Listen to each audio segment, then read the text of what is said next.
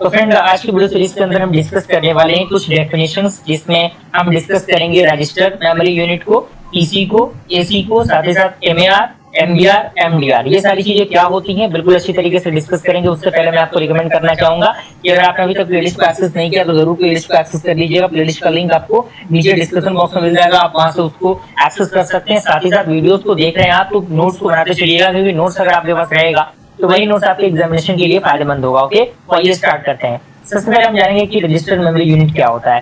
तो इसमें क्या है कि the register is used to quickly accept, store and transfer the data and instruction that are being used immediately by the CPU. यानी जो register होता है उसका हम यूज करते हैं क्विकली एक्सेप्ट करने के लिए, स्टोर करने के लिए, ट्रांसफर करने के लिए डेटा को और इंस्ट्रक्शन को, जो हमें क्या होते हैं इमीडिएटली सीपीयू के द्वारा हमें मिलते हैं। And there are various type of register, those are used for the various purpose. यानी अलग अलग टाइप के रजिस्टर्स होते हैं जो कि अलग अलग पर्पस के लिए यूज होते हैं। और इसी में अगला पॉइंट कह रहा है कि register are special purpose and high speed temporary storage area for holding data, addresses and instruction during the processing of the instruction. यानी रजिस्टर जो होता है एक प्रकार का स्पेशल पर्पस और high speed temporary storage area होता है, जो किसी भी डेटा को होल्ड करके रखता है, एड्रेस को होल्ड करके रखता है, इंस्ट्रक्शन को रखता है during the processing of the instruction. Okay, and अगला पॉइंट कह रहा है कि the register is always on the CPU. यानी जो रजिस्टर होता है वो हमेशा सीपीयू पे ही रहता है।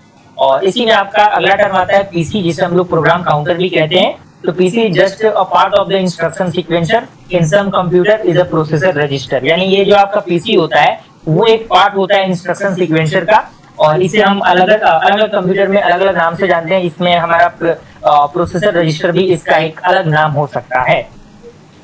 अगला पॉइंट कह रहा है कि it keeps track of the next memory address of the instruction that is to be executed once the execution of the current instruction is completed. यानी ये ट्रैक किया जाता है नेक्स्ट मेमोरी एड्रेस से इंस्ट्रक्शन के लिए जो एग्जीक्यूट होगा एक बार, और एग्जीक्यूट हम करेंगे उसको करंट इंस्ट्रक्शन के द्वारा। Okay, and in other word it holds the address of the memory location of the next instruction and when the current instruction is executed. यानी अलग वर्ड में हम कह सकते हैं कि जो आपका एड्रेस होल्ड करेगा मेमोरी लोकेशन पे, वो नेक्स्ट इंस्ट्रक्शन पे क्या करेगा, होल्ड करेगा। और अगला आपका आता है एसी, जिसे हम लोग एक्यूमुलेटर कहते हैं। तो this register is also used for storing the result those are produced by the system. यानी जो आपके रिजल्ट होते हैं उस रिजल्ट को स्टोर करने के लिए हम क्या करते हैं, इसका यूज करते हैं एक्यूमुलेटर का। और ये भी क्या है, एक रजिस्टर का टाइप ही है। और अगला पॉइंट इसके अंदर कह रहा है कि when the CPU will generate some result after processing, then all the result will be stored into the AC register। यानी जब आपका CPU जनरेट करता है कुछ रिजल्ट को, तो उसके बाद जो प्रोसेसिंग होता है सारे रिजल्ट का वो स्टोर होता है किसमें, एक्यूमुलेटर यानी AC रजिस्टर के अंदर। ओके, अब हमारा आता है एमएआर, जिसे हम लोग मेमोरी एड्रेस रजिस्टर कहते हैं। ये सारे टाइप्स है आपके रजिस्टर के। तो इसमें कह रहा है कि this register hold the address of the data and instruction. यानी ये जो आपका एड्रेस होता है वो क्या करता है, डेटा को क्या करता है, होल्ड करता है, इंस्ट्रक्शन को होल्ड करके रखता है।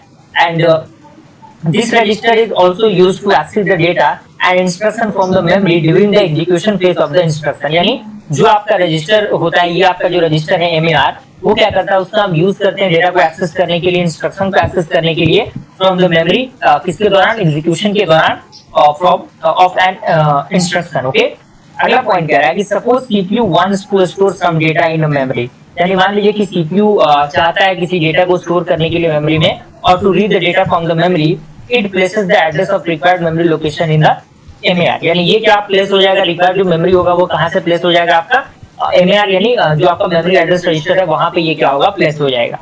अगर आपका आता है एमबीआर, जिसे हम लोग मेमोरी बफर रजिस्टर कहते हैं। तो इसमें कह रहा है कि MBR stand for the memory buffer register and this register hold the content of the data और इंस्ट्रक्शन रीड फ्रॉम और रिटन इन द मेमोरी। यानी ये रजिस्टर जो होता है वो होल्ड करके रखता है कंटेंट को, डेटा के इंस्ट्रक्शन को, कहां से, from the written of the memory. यानी जो भी चीजें मेमोरी के अंदर लिखी रहती हैं उनसे ये सारी चीजें क्या होती हैं, एग्जीक्यूट होके आती हैं।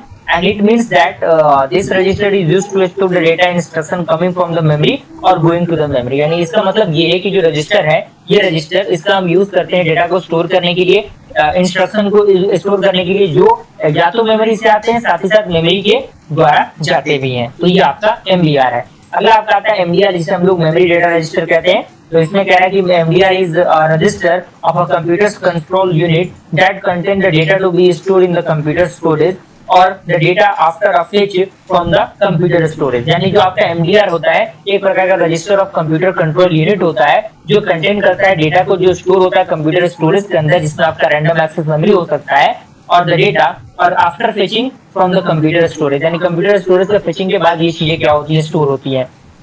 और लास्ट पॉइंट क्या है कि it acts as a buffer and hold anything that is copied from the memory ready for the processor to use it। तो इस तरीके से हमने क्या किया, रजिस्टर को डिस्कस किया, रजिस्टर के टाइप को डिस्कस किया, और मुझे पूरी उम्मीद है कि ये चीज आपको अच्छे तरीके से समझ में आ गई होंगी। मिलते हैं तब तक के लिए थैंक यू।